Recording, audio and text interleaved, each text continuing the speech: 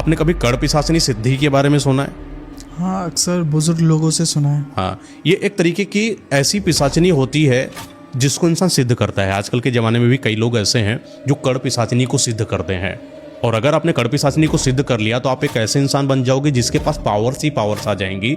इस इंसान को जो चाहिए, पैसा, धन, वैभव, संपदा, जो भी संपत्ति जितनी भी चाहिए, हर कुछ पा सकता है। लेकिन जब इतने किसी इंसान को प्रॉफिट मिलते हैं तो कहीं ना कहीं उसके दुष्परिणाम भी होते हैं। कोई अगर आप दैवी शक्ति को सिद्ध करते हो तो वो चीज़ आपके लिए हितकारी होती है, आपको अच्छा परिणाम देती है। लेकिन वहीं पर अगर आपने किसी तामसिक शक्ति को सिद्ध कर रखा है, जैसे कड़ पिशाचिनी हो गई या अप्सरा सिद्धि हो गई या आपने बैताल सिद्धि कर रखा है, तो आपकी जिंदगी बर्बाद होने वाली है। इसे कौन सिद्ध कर सकता है? इसे कोई भी सिद्ध कर सकता है, आप भी सिद्ध कर सकते हैं। एक मंत्र होता है, नियम होता है, लेकिन बस रिस्क इतना होता है कि अगर आपने सही से इनकी चीज़ों को नहीं करा, सिद्धि के दौरान कुछ गलती कर दी, या जब सिद्ध हो जाती है कड़ पिशाचिनी जो आपसे वचन मांगती है, अगर आप उस वचनों पर खरे नहीं उतरते हो तो आपको बर्बाद कर देती है, मार देती है, आपके कान में चिल्लाती रहती है। कड़ पिशाचिनी एक ऐसी पिशाचिनी है जो कान में बुदबुदाया करती है, वर्तमान, भूत, भविष्य, हर चीज के बारे में बताया करती है। आपसे अगर कोई इंसान मिलता है, उस इंसान के पास कितना पैसा है, उसका रवैया कैसा, उसके परिवार में कितने लोग हैं, क्या करता है, क्या नहीं करता है, उसके गुप्त राज, सब कुछ बता सकती है कड़ पिशाचिनी। लेकिन वही बात है ना कि अगर आप कोई तामसिक शक्ति सिद्ध करोगे तो आपको नुकसान तो झेलने पड़ेंगे ही। तो ऐसे ही एक कहानी है जो कि सत्य घटना पर आधारित है। एक इंसान होता है जो कड़ पिशाचिनी को सिद्ध कर लेता है, फिर वो कुछ ऐसी गलती कर देता है जो कड़ पिशाचिनी को पसंद नहीं आती है। फिर कड़ पिशाचिनी उसके साथ क्या करती है, इस चीज़ के बारे में आज मैं आपको बताने वाला हूँ। सत्य घटना पर आधारित है। महाराष्ट्र के रहने वाले एक दूर गांव की तरफ एक लड़का रहता है, मतलब एक आदमी ही इसको कह लो। इसका नाम बबलू होता है।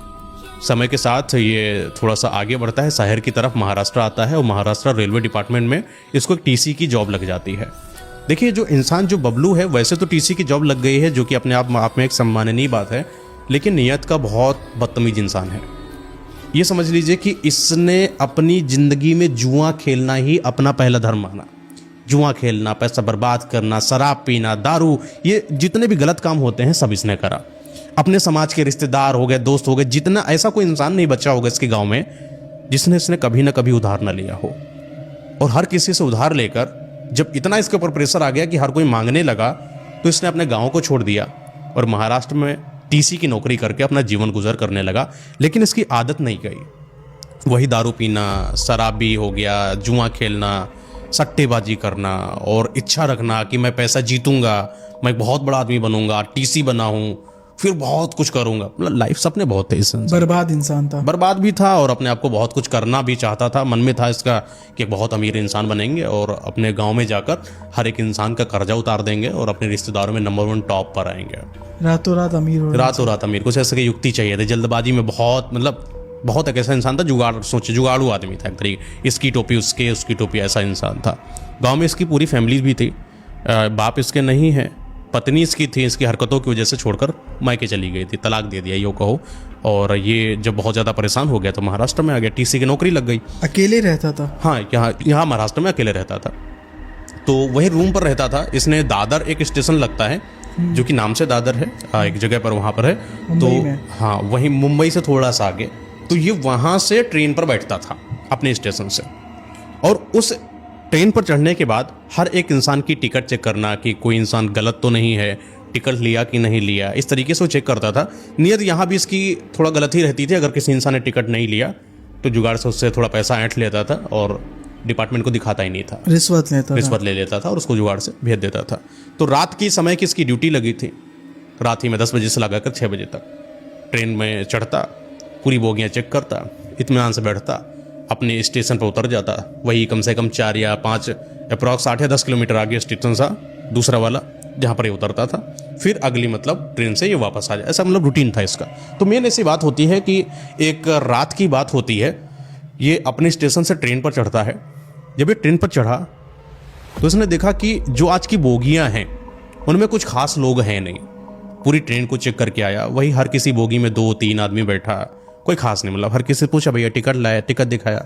आज का दिन इसका बड़ा शांत था और दिन भर से बड़ा परेशान भी था कि एक तो एक जुआ खेला था इसने, सुबह हार गया था, जो भी इसके पास पैसा था वो भी गंवा चुका था।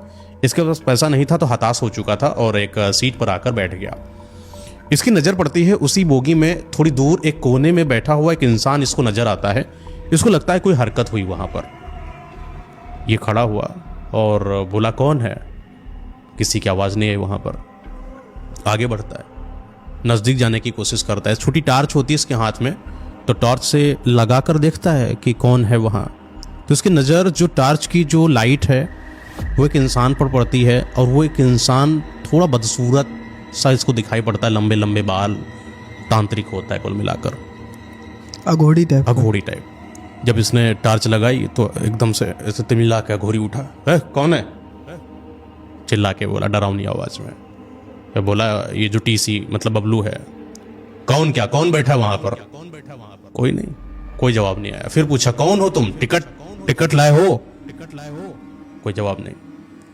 फिर बोला कि कौन हो, खड़े हो जाओ, अगर टिकट नहीं लाए हो तो मैं अभी उतार दूंगा तुम्हें। सामने से जवाब आया, मुझे टिकट की जरूरत नहीं पड़ती, मैं जहां चाहूं मैं वहां घूम सकता हूं, और मैं यहां बैठा हूं, अभी पल जाएंगे मैं कहीं और हो जाऊंगा। ये बोला क्या ड्रामा कर रहा है, खड़ा हो। ये भी थोड़ा मतलब मन का बहुत कठोर आदमी था, डरता किसी से नहीं था।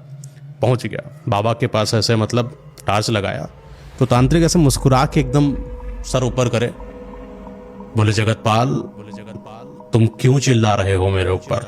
बबलू थोड़ा सा सनक गया। जगतपाल बोल रहा है। जगतपाल, इसने जब नाम लिया इसके पसीने छूट गए, क्योंकि जगतपाल तो इसका बचपन का नाम था। ये टीसी का। और जो जगतपाल इस पूरे महाराष्ट्र में कोई नहीं जानता था। जगतपाल नाम बुलाए हुए आज कम से कम 20-25 साल हो गए हैं। किसी ने जगतपाल के नाम से इनके माँ बाप के तलक नहीं बुलाया। बाबा कैसे जानता है जगतपाल? बाबा से बोला आप हमारा नाम कैसे जानते हैं? बोला कि नाम तो नाम है, हम सब जानते हैं तुम्हारे बारे में। तुम कौन हो, यहाँ क्या कर रहे हो, तुम कैसे इंसान हो, कितना जुआ खेलते हो, कितना पैसा बर्बाद कर चुके हो, कितने कर्ज में डूबे हो, तुम सब जानते हैं तुम्हें। बोला कोई भी हो तुम, खड़े हो जाओ, टिकट दिखाओ, चलते बनो। इसके अंदर एक गुस्सा आया बहुत तेज। टीसी था तो टीसी का धर्म अपना अदा कर रहा था। तो वो बोला कि मैं टिकट तो नहीं दिखाऊंगा, लेकिन आज मैं तुम्हें बहुत कुछ दिखा दूंगा तुम्हारे बारे में। बोला कि तुम यहाँ चल रहे हो बिना टिकट के, मैं तुम्हारे ऊपर कंप्लेन कर दूंगा, अभी तुम्हें पुलिस खींच कर लेकर जाएगी। बोला मैं चलता फिरता जिंदा लाश हूँ, मुझे कोई पकड़ नहीं सकता, अगर कोई मुझे पकड़ेगा तो मैं उसको बर्बाद कर दूंगा, और तुम आना चाहते हो तो मेरे पास आ जाओ, मैं तुम्हें बर्बाद कर दूंगा। ऐसा बातें चल रही थी आपस में। ये टीसी जो था बबलू थोड़ा सा तो घबराया अंदर से कि ये क्या हो रहा है, और अजीब सी डरावनी आवाज़ में वो बोलता कि ये जो धन, ये पैसा, ये लालच, ये सब कुछ नहीं होता है, सब तो छोड़ कर चले जाना है। ये संसार कुछ नहीं है, संसार सिर्फ मुर्दों का घर है, मर जाना है एक ना एक दिन, सबको निकल जाना है, सब मोह माया है, सब मोह माया है। आज तुम टीसी हो, कल तुम मर जाओगे, कल तुम जमीन में चले जाओगे, सब मिल। बोला भाषण ना दो बाबा, ज्ञान मत दो, टिकट दिखाओ। टिकट तो नहीं है। तो बोले कि टिकट तो नहीं दिखाऊंगा, लेकिन मैं तुम्हारे बारे में कुछ ऐसा जरूर बता दूंगा जो तुम्हें पता नहीं होगा। ये यूं कहे मैं तुम्हारे बारे में बहुत सच्चाई मैं जानता हूं। तुम उस गांव के हो और तुमने लोगों से कर्जा ले रखा है, तुमने अपने मामा का कर्जा मारा है, तुमने अपने ताऊ का कर्जा मारा है। जब ऐसा इन्होंने बोला कि जो बबलू था अंदर से सहमा, इसको लगा कि ये मेरे बारे में इतना कैसे जानता है। जिस तरीके से बातें चल रहे थे, वो जिस तरीके से तांत्रिक बाबा इनको सब बता रहे थे, बबलू को भरोसा तो होने लगा कोई अजीब सा इंसान बैठा है। बोला बाबा आप हमारे बारे में इतना कैसे जानते हो? बोला मैं सब जानता हूँ, मैं मर चुका हूँ, मैं सब जानता हूँ। मैं तुम्हारे बारे में, तुम भविष्य में क्या करोगे ये भी मैं जानता हूँ, तुम अभी जाकर घर पे क्या करोगे ये भी मैं जानता हूँ। बोला बाबा मजाक ना करो, पिक्चर लगता आप ज़्यादा देख लिया है, लगता आपको बॉलीवुड का घुस गया है आपके दिमाग में। पिक्चरों से निकलो और मेरा टिकट दिखाओ, मैं भी चलूँ, आप भी शांति से बैठो। माने नहीं, तांत्रिक बाबा से बातें चल रही थी। तो उसने बोला कि अच्छा काम करो, आप बहुत बोल रहे हो, तो तुम मेरे बारे में कोई एक ऐसा गुप्त राज बता दो जो किसी को नहीं पता, जो सिर्फ मुझे पता है। तांत्रिक बोला इसमें क्या है, मैं बता देता हूँ। कुछ 20-22 साल की उम्र थी तुम्हारी, और तुम्हारे जो पापा हैं उनको ब्रेन ट्यूमर हो चुका था, वो आईसीयू में भर्ती थे। तुम्हारे पास पैसा नहीं था, तुम्हारे घर वालों के पास, तो तुम्हारी माँ ने जमीन बेचा था, और वो जमीन का जो पैसा मिला था वो घर में रख दिया गया था, और तुमने वही जमीन का पैसा चुरा लिया। क्यों? क्योंकि तुम्हें जुआ खेलना था। और जब माँ ने पूछा कि पैसा कहाँ गया तो तुमने बहाना बना दिया कि कोई चोर आया था और घर से पैसा उठाकर लेकर भाग गया। तुम इतने कुकर्मी थे कि तुम्हें इस चीज की भी तनिक चिंता नहीं थी कि तुम्हारा बाप आईसीयू में पड़ा हुआ है, और तुम्हें चिंता तो बस इसकी थी कि तुम जुए में जो पैसा लगाओगे उससे कितना प्रॉफिट होगा। और थोड़ा समय बीता था, तुम्हारे बाप मर चुके थे, मरने का गम तक तुम्हारे अंदर नहीं था। तुम तो पैसे के लोभी थे, लालची कुकर्मी बेटे थे तुम अपने बाप के। ये जैसे ही बबलू ने सुना, बबलू एकदम दंग रह गया, बिल्कुल बोला अरे गजब, ये क्या हो गया, ये तो वो बात है जो इसने किसी को नहीं बताया। अब इसको 100% भरोसा हो गया ये असली वाले बाबा है, इनको सब पता है। बोला बाबा आप तो अंतर्यामी हो, बाबा आप तो हमारे बारे में सब जानते हो। पैर पड़ गया बाबा के। बाबा बोले कि मैं आज यहाँ पर आया हूँ तो कोई काम से आया हूँ। बोले बाबा क्या काम है? आज तुम्हारे ऊपर जितना भी कर्ज है वो मैं सब उतरवा दूंगा। ये समझ लो तुम इतने अमीर बनने वाले हो, जो तुम सोचते हो ना कि मेरे पास ये घर, ये गाड़ी, ये बंगला सब मिलेगा तुम्हें बहुत अमीर अमीर बना दूंगा मैं। ये बात जैसे ही बबलू ने सुना, बबलू खुश हो गया, बहुत खुश हो गया। बोला कि बाबा अच्छा एक बात बताओ, चलो ठीक है आप ये बात बता रहे हो, लेकिन ये बताओ कि आप हमारे बारे में इतना जानते क्यों हो? तो तांत्रिक बाबा बोले क्योंकि मेरे पास एक सिद्धि है जिसका नाम है कर्ण पिशाचिनी सिद्धि। बबलू बोला कैसे सिद्ध करते इसे? बोला सिद्ध करना बहुत मुश्किल है, सालों लग जाते हैं। मैंने 2-2, 3-3 साल तपस्या करी है, तब जाकर आज मेरे पास ये कर्ण पिशाचिनी सिद्धि है, जिसके बदौलत ही मैं तुम्हारे बारे में सब कुछ बता पा रहा हूं तुम्हें, और यहां तक जो भी चाहूं मैं वो कर सकता हूं। ये ट्रेन चल रही है, मैं ट्रेन रोक सकता हूं, ट्रेन पलट सकता हूं, मैं बहुत कुछ कर सकता हूं जो तुम्हारी सोच के परे है। ये एकदम बबलू के अंदर जिज्ञासा पैदा हो गई, जो कि बचपन का जगतपाल था। और ये बार बार बबलू नहीं बार बार जगतपाल बोलता था। तो जगतपाल, अब समझेंगे इस स्टोरी में इनको, और जगतपाल के अंदर इच्छाएं बहुत पैदा हो गई कि बाबा मुझे भी चाहिए कर्ण पिशाचिनी। बाबा बोला ऐसे नहीं मिलता, हर कोई सिद्ध करना पड़ता है, बहुत मेहनत लगती। बाबा कोई आसान तरीका है क्या? हाँ आसान तरीका है। अगर मैं चाहूं या कोई सिद्ध पुरुष चाहे जिसने कर्ण पिशाचिनी को सिद्ध कर लिया है, वो चाहे तो तुम्हें अपनी कर्ण पिशाचिनी सिद्धि दे सकता है। तो इसको लगा कि शायद मुश्किल है, कौन ही मुझे देगा, वो भी कर्ण पिशाचिनी सिद्धि जिसको 2 साल 3 साल लगे सिद्ध करने में। बोले बाबा तो आप मुझे कोई युक्ति बताइए ना कि कैसे करें, बड़ा लंबा समय है 3 साल, कुछ आसान बता दीजिए। बोले आसान चाहते हो? बोला हाँ, मैं अपनी कर्ण पिशाचिनी सिद्धि तुम्हें दे दूंगा। जगतपाल बहुत खुश हो गया कि बाबा उसको कर्ण पिशाचिनी सिद्धि दे देंगे।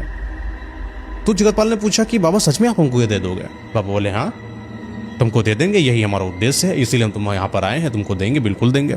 लेकिन याद रखना कि कर्ण पिशाचिनी सिद्धि अगर तुमने ली, इसके दुष्परिणाम बहुत ज्यादा होते हैं। बोले क्या दुष्परिणाम है? दुष्परिणाम ये है कि कर्ण पिशाचिनी आपके कान में बुदबुदाया करेगी 24 घंटे। एक समय पर तो बड़ा आकर्षक लगेगा तुम्हें, जब तुम्हें सब कुछ नई नई शोहरत, नई नई दौलत मिलेगी तो तुम्हें बड़ा अच्छा लगेगा, लेकिन समय के साथ तुम बहुत परेशान हो जाओगे। तुम इतना परेशान हो जाओगे कि तुम अपने आप को मारने की तलक इच्छा रखोगे कि कैसे मैं इस पिशाचिनी से दूर हो जाऊं। हर रात ये कर्ण पिशाचिनी तुम्हारे साथ संभोग करेगी, और अगर तुमने इसको सही से सेटिस्फाइड नहीं करा तो ये तुम्हारी जान ले लेगी। बदले में कुछ चाहेगी, और ये यही चाहती है तुम्हारा शरीर। वो हर चीज तुम्हें देगी, जो चाहते हो वो तुम्हें देगी, लेकिन बदले में रात को अपने शरीर को तैयार करके पूरे दिन में अपने शरीर को अर्पित करना पड़ेगा इसके सामने, जिससे ये भोग विलास कर सके, अपनी काम वासना की इच्छा को पूर्ति कर सके। ये चीज इसको ऑफर जैसा लगा जगतपाल को। बोला बाबा ठीक है।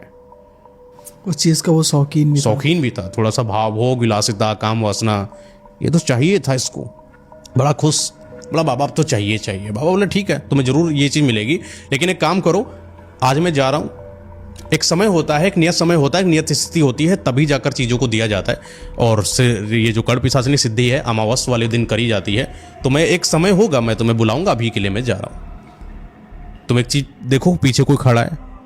ये जैसे पीछे देखता है, बाबा वहां से अदृश्य। पलट कर देखता है, बाबा कहाँ गए? बाबा है ही नहीं। देखा तो पूरी ट्रेन में बाबा गए नहीं। अगला स्टेशन आ जाता है, जहां पर उतरता, वहां उतरा और देखा कहीं कोई नहीं। तो इसका मतलब यह है कि बाबा वहां पर अदृश्य हो चुके थे। 1 दिन, 2 दिन, 3 दिन, 4 दिन, 5 दिन ऐसे कुछ गुजरता चला गया, लेकिन बाबा का कोई संपर्क इनको नहीं मिला। होप इसकी जो थी वो इच्छा खत्म हो चुकी थी। इसको ऐसा लगा कि शायद उस रात जो भी हुआ ये सिर्फ एक भ्रम था, छलावा था, शायद हो सकता हो कोई और ऐसा कुछ भी नहीं है कि कोई कड़पिशाच अपनी सिद्धि क्यों देगा हमको। एक बार की बात है, वही इसने अपने डिपार्टमेंट से छुट्टी ले रखी थी और रात के 11-12 कुछ आसपास बजा था। इसको सोने का मन करा, नींद आने लगी। जैसे ही सोने लगा इसको एक कॉल आता है और कॉल पे बोलते हैं, मैं वही हूँ जो तुम्हें ट्रेन पर मिला था और मैं तुम्हें एक नियत समय नियत स्थान देता हूँ। एक कब्रिस्तान की जगह है जहाँ पर है, वहाँ इन्होंने अपनी जगह बताई और बोले रात के 12 बजे के आसपास तुम कब्रिस्तान में आ जाना और तुम ऐसे ही चले आना, नहा धोकर, कुछ मत लेकर आना, बस तुम चले आना, भूलना नहीं। ये डेट है, ये अमावस की डेट है, ये स्थान है, सब कुछ बता दिया और फ़ोन काट दिया। फ़ोन किस नंबर से आया था, लैंडलाइन नंबर था, कुछ पता नहीं चला। दिन, स्थान, सब कुछ नियत हुआ।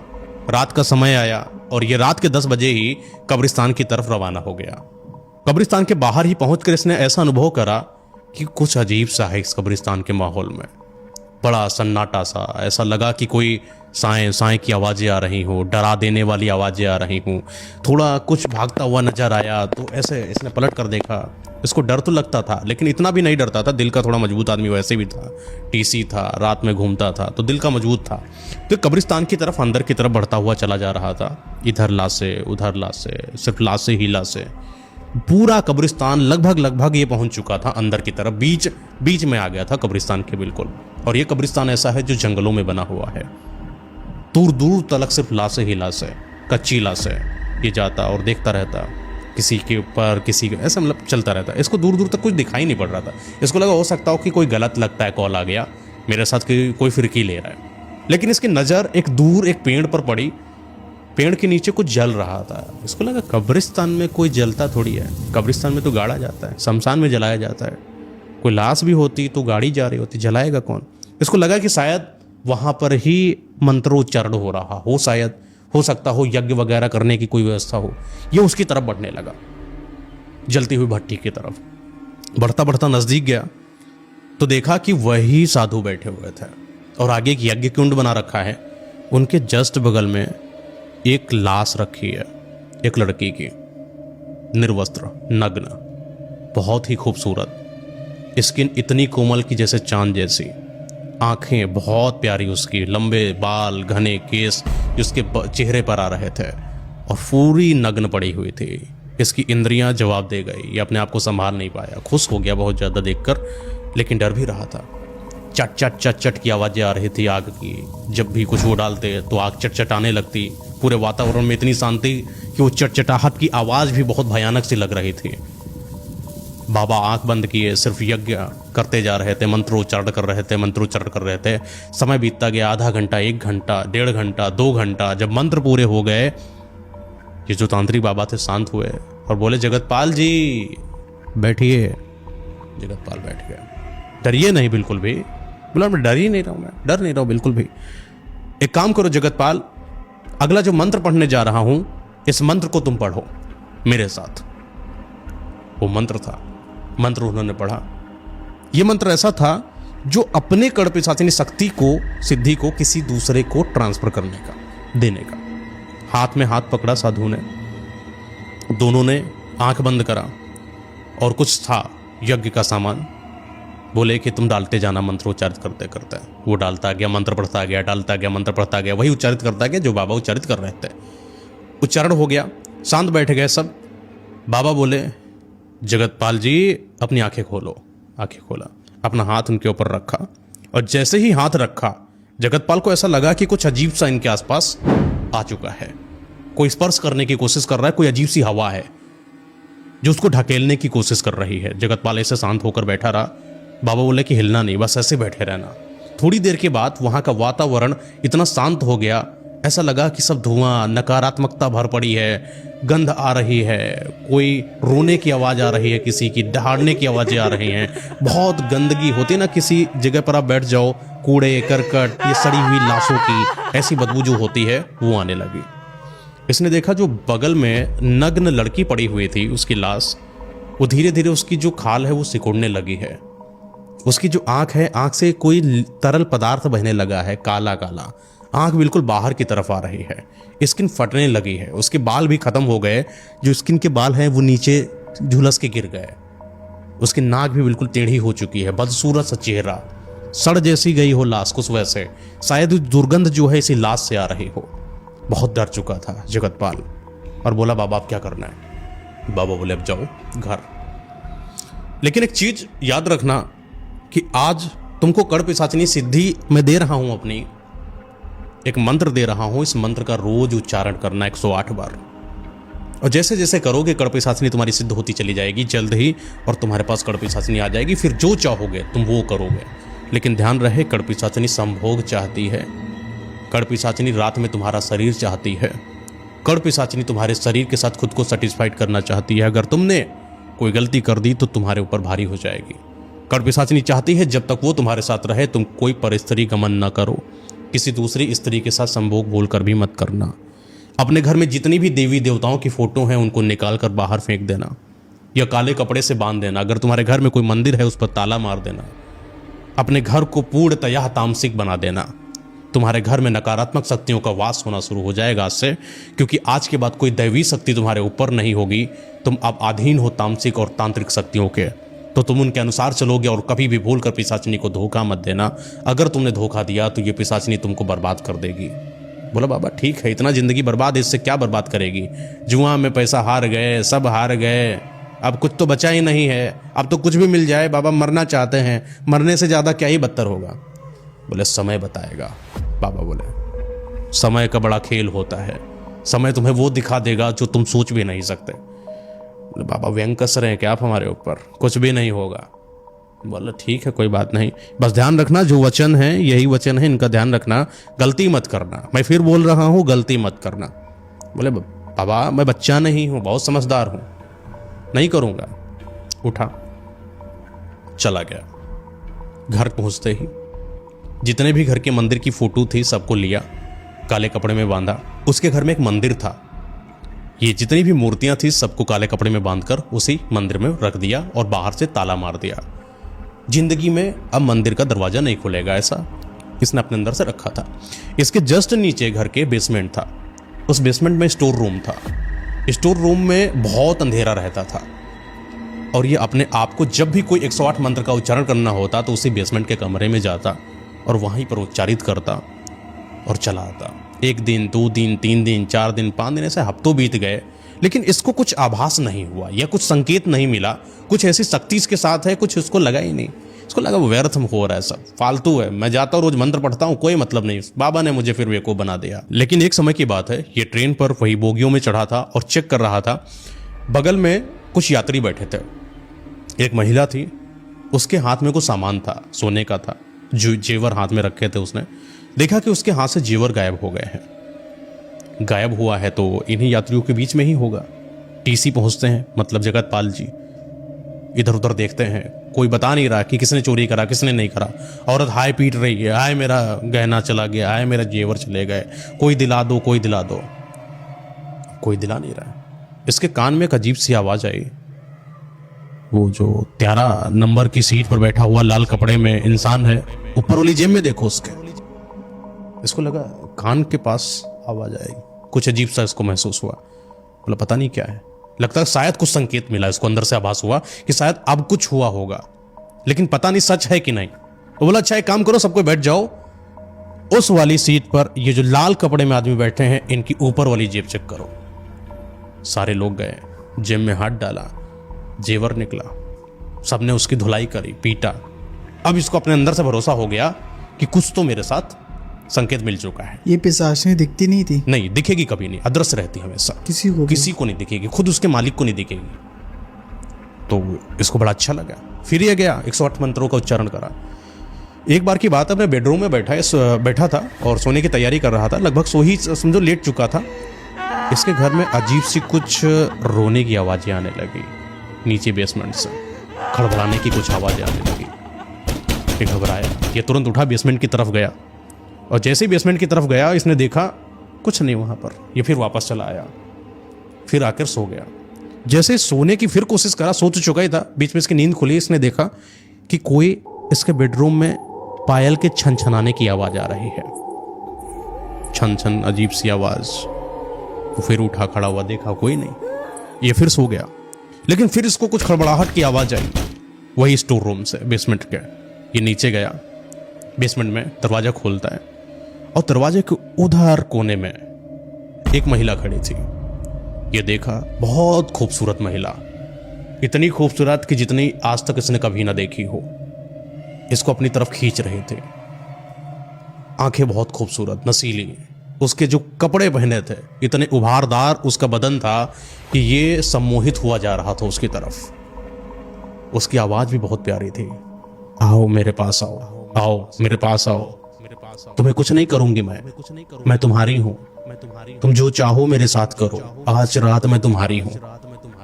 ये बोला और ये चलता चला जा रहा था। उसके पास गया, शारीरिक संबंध बनाए, इसको बहुत मजा आई। ये बेड पर था, इसने आंखें खोली तो देखा कि मैं बेड पर ही हूं अभी। मतलब जो भी हुआ ये सब सपने में हुआ, रियल लाइफ में नहीं हुआ। बाबा ने एक और बात कही थी कि ये जो भी चीजें होंगी सब सपने में होंगी, इसके लिए अपने शरीर को तैयार रखना तुम। तो इसको अच्छा लगा और खूब मजा आई इसको। अपने काम वासना में इतना निवृत्त हो चुका था ये, हर रात सपने में ये उसी इस तरीके के साथ जाता, संभोग बनाता और पूरे दिन में जो चाहता, पैसा, कर्जा, धीरे धीरे इसके पास इतना पैसा हो गया, सारे कर्ज इसने निपटा दिए। ये गाड़ी, वो पैसा, वो जेवर, वो सोना, ये जितना घर में लग सकता था सब इसने बना डाला। इसकी पत्नी को जैसे ही पता चला कि मेरा पति अमीर हो रहा है, ये पत्नी इसके ऊपर खींचती हुई चली आई। हालांकि पत्नी जब छोड़कर गई थी तो इसलिए छोड़कर गई थी कि ये गरीब हो चुका था, पैसा नहीं था और कर्ज में डूब चुका था। लेकिन आज जब पत्नी को पता चला कि मेरा पति इतना अमीर है तो ये वापस आ गई इसके पास। और जब पहली बार अपने पत्नी को देखा इसने बहुत दिनों के बाद, बड़ा खुश हुआ, अपने आप को संभाल नहीं पाया और बोला, पत्नी से अच्छी से बातचीत करने लगा। पत्नी ने बोला, मैं तुम्हारे साथ रहना चाहती हूँ। इतना पैसा जब इंसान के पास हो जाता है ना, इतना खुश हो जाता है कि इंसान पुरानी बातें जो रंजिशें भूल जाता है। स्वागत है तुम्हारा, आओ हमारे घर में। दिखाना भी चाहता था कि तुमने छोड़ा था ना मुझे मेरी गरीबी पर, देखो मेरे पास क्या है, आज सब कुछ तो है मेरे पास, रहो तुम जैसे चाहती हो, तुम वैसे रहो। आ गई पत्नी। लेकिन जब इसकी पत्नी इसके पास आई तो पति पत्नी थे, तो शारीरिक संबंध बनना तो जरूरी है। पत्नी बहुत कोशिश करती कि मैं अपने पति के साथ रात में लेटूं, लेकिन इसको पता था कि मैंने कहीं वचन दे रखा है। तो बोला कि नहीं, हम साथ में नहीं रहेंगे। रात में जब भी वो कोशिश करती कि इसके करीब आए, ये करीब नहीं आने देता और बहुत फासला बना के रखता अपनी पत्नी से। पत्नी तो थी, घर में रहती, लेकिन दूरी बना के रखता था। इसने पत्नी से बोल रखा था कि नीचे बेसमेंट है, बेसमेंट में कभी मत जाना। ठीक है। एक रात की बात है, तो ये अपना ड्यूटी पर गया था। सुबह आया 8 बजे के आसपास, 8-9 बजे ड्यूटी करके 6 बजे अपना कंप्लीट हुई ड्यूटी। वहाँ से निकला 7-8 बजे के घर आते आते। तो जब घर आया तो इसने क्या देखा कि मेरे घर में आरती की आवाज़ आ रही है, कोई घंटी बजा रहा है। दरवाज़ा खोला तो पत्नी बहुत खुश, आइए सब पूजा वूजा हो रही है घर में। और ज़्यादा करीब गया तो देखा मंदिर का दरवाज़ा खोला है। आज जितनी फ़ोटो थे सब पे काला कपड़ा हटा है। पत्नी बोले, आइए आइए, आज तुम लोग बहुत खुश हैं, आज सबको पूरा दान पुण्य करेंगे, पंडितों को मैंने बुलाया है, आप बहुत आगे बढ़े, मैं यही चाहती हूँ, और देखिए कितना मैंने व्यवस्था करा है। ये बहुत गुस्सा हुआ, अंदर से झल्ला गई, ये क्या हो गया मेरे साथ, ये तो नियम में था, ये तो वचन में था, टूट गया वचन। वचन कौन सा टूट रहा है? मंदिर नहीं चाहिए घर में, लेकिन मंदिर आ चुका है। आज बहुत ही परेशान हो चुका है। अगली ही रात ये अपने आप को बहुत कोस रहा था कि मैंने क्या करा। हालांकि कुछ ऐसा खास इसके साथ अभी घटित नहीं हुआ था, लेकिन जब ये रात में अपने बेड पर लेटा हुआ था, उसके पहले की बात मैं करूं तो जब ये अपने वहां पर गया था जॉब पर ड्यूटी करने, इसके दिमाग में वही सब बातें घूम रही थी कि पत्नी ने ये क्या कर दिया। बहुत ही चिल्लाया था पत्नी के ऊपर, और पत्नी भी बोली, ये सब क्या कर रहे हो, अजीब सी हरकतें कर रहे हो, मंदिर की सारी भगवानों को बांध के फिर तुम मंदिर में डाले दे रहे हो। लड़ी थी पत्नी, तो ये भी लड़ा था, तो अंदर से थोड़ा था, अंदर गुस्सा भी था, प्यार भी था दोनों। और चाहता तो था पत्नी को सब कुछ बता दे, लेकिन क्योंकि बंधा हुआ था तो बता सकता नहीं था कि मैं किस क्या आघोष में हूँ। हालांकि मंदिर वगैरह सब बंद हो गया, पूजा पाठ सब कुछ खत्म हो गया था। इसने बोला मेरे घर में कोई पूजा नहीं होगी आज के बाद, सब बोल के आया, लड़ झगड़ के आया था। तो जब अपनी ड्यूटी कर रहा था, सही से ड्यूटी नहीं कर पाया और बहुत दिमाग इसका खराब हुआ, तो ये दारू के ठेके पर गया, बहुत दारू पी ली इसने। वही 8-9 बजे जब अपने घर पहुंचा तो आज इसने इतनी दारू पी रखी थी कि उठ भी नहीं पा रहा था। अपने घर में गया, सोने लगा जब, तो पत्नी ने उसी रात इसके बेड पर देखा कि ये बहुत परेशान है, तो चलो आज मैं इसके साथ सो जाती हूँ। पत्नी इसके पास आई, करीब आई, क्लोज आई, इसके साथ लेटी, और ये दारू में इतना दारू के मतलब नशे में इतना धोत था कि इसने भी अपने आप को नहीं संभाला। इतने जमाने के बाद आई पत्नी के साथ शारीरिक संबंध आज इसने बना लिया। और जब ये उठता है इसकी हालत खराब। नियम टूटा पहला, नियम टूटा दूसरा, अब क्या बचा था? तो सब खत्म होने वाला है। डर गया, सहम गया। ये सब क्या हो गया? तुमने सब बर्बाद कर दिया मेरा, अब मैं सब बर्बाद हो जाऊंगा, मेरे पास कुछ नहीं बचा। पत्नी सोची क्या हड़बड़ा रहा है, और हड़बड़ाहट में उठा और भाग के अपने आप को बेसमेंट में बंद कर लिया, अंदर से दरवाजा। और जब बेसमेंट के अंदर से बंद कर लिया तो पत्नी इसके पीछे भागती भागती गई, दरवाजा खोलने की कोशिश करा लेकिन कुछ नहीं, क्योंकि अंदर से बंद है। अंदर से चिल्ला रहा है, आवाजें आ रही रोने की, मुझे मत मारो, मुझे मत मारो, मैंने कुछ नहीं करा है, सब गलती से हो गया, एक बार के लिए मुझे माफ कर दो, तुम मुझसे दूर चली जाओ, क्या चिल्ला रही हो मेरे कानों में? ऐसे बातें कर रहा था, आवाजें आ रही। पत्नी बाहर से सुन रही, खड़बड़ाने की आवाजें आ रही। जब इसने दरवाजे को हल्का धक्का दिया, नहीं खुल रहा है, तो दरवाजे के जस्ट बगल में थोड़ी सी दराज थी। इसने दराज से झांका, और जब झांकता है तो देखती है कि मेरा जो पति है वो एक कोने में ऐसे कान बंद किए बैठा है, और वो कह रहा भागो यहाँ से, हाथ ऐसे ऐसे, मतलब एक हाथ से ऐसे ऐसे कर रहा है और एक हाथ बंद किया, कभी दोनों हाथ बंद कर लेता। उसकी दुर्दशा को देखकर पत्नी को लगा पता नहीं क्या हो गया मेरे पति को, आज इतने पागलों जैसी हरकतें क्यों कर रहा है? पागल हो गया, बिल्कुल पागल। थोड़ी देर के बाद ये देखती रही कि रोने की आवाज, चिल्लाने की आवाज, ऐसा लग रहा हो किसी ने किसी को नोच दिया हो। जो नोचने पर दर्द होता है, जो कराह निकलती है, जो चीख निकलती है, वो सारी चीख इसके पति से आ रही थी। एक बार को ऐसा हुआ कि इसके जब दराज से इसने झाँक कर देखा तो कुछ अजीब सा इसके दराज के ऊपर आया, जिससे भयभीत हो गई। इसने पीछे अपना मुंह किया, लेकिन पत्नी थी, पति को कैसे छोड़ दिया, कह रहे खड़ी रही। फिर देखा दराज से, फिर वो परेशान। लेकिन थोड़ी देर के बाद ये जो दर्द था, ये जो कराहट थी, ये जो चिल्लाहट थी, ये जो आवाजें थी, ये शांत हो गई। ऐसा लगा कि अंदर सब बहुत अच्छा हो गया है, नॉर्मल सा सब। दरवाजे पर हाथ मारा, पहले ही बार में दरवाजा खुल गया। और जब दरवाजा खोलकर इसने देखा तो उसके कोने में अपने ही पति की लाश पड़ी हुई थी, और लाश कुछ ऐसी जो कोई देख ना सके। पूरे हाथ पर कटे, गर्दन मुड़ी हुई, हाथ एकदम कटे हुए, जो उंगलियां हैं पूरे कमरे में फैली हुई। इस तरीके से दुर्दशा हुई थी उसकी कि जो वो देखी थी वही बयां कर सकती है इस दुर्दशा को। और ये जाकर पति के पास बैठकर रोने लगी, बहुत हिलाने लगी, उठो उठो उठो। कहाँ उठे, उन तो मर चुका था। जब ये रो रही थी, सिसक सिसक कर रो रहे थे, तो उसको लगा कि इसके कंधे पर किसी ने हाथ रखा है और उसको खींचने की कोशिश कर रही है। जैसे इसने पीछे पलट कर देखा